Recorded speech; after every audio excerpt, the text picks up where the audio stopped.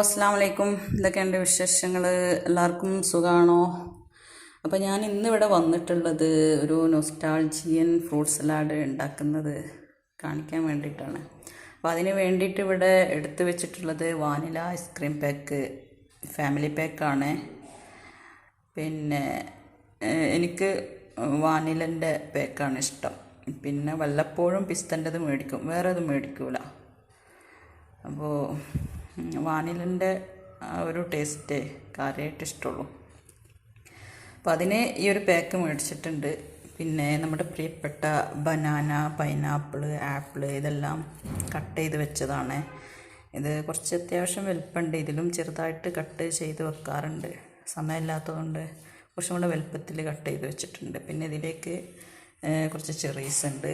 പിന്നെ സെർവ് ചെയ്യാൻ വേണ്ടിയിട്ട് 4 ഐസ്ക്രീം കപ്പുണ്ട്.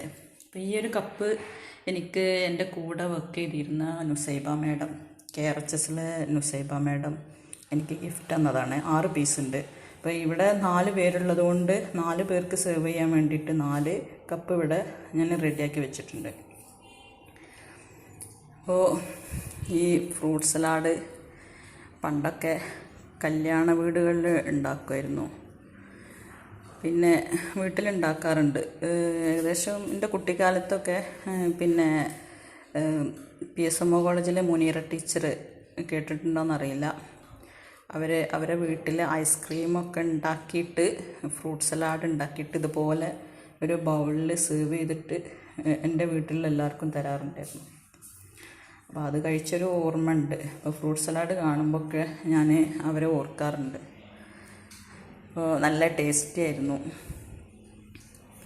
പിന്നെ ഇതൊക്കെ ഇപ്പോൾ നമ്മൾ എപ്പോഴും ഉണ്ടാക്കുന്ന ഒരു വിഭവമാണ്. എങ്കിലും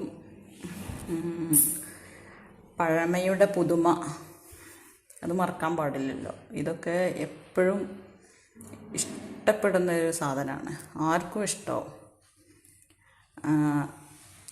fruit salad, ice cream fruit salad. പിന്നെ ഞാൻ ജോലിക്ക് പോയിരുന്ന സമയത്ത് അവിടെ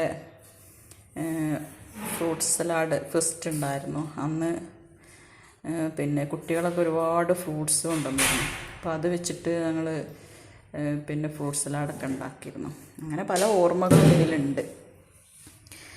അപ്പോൾ ഇത് ഇനി റെഡിയാക്കി വെച്ചിട്ടുള്ള അത് കാണിക്കാം.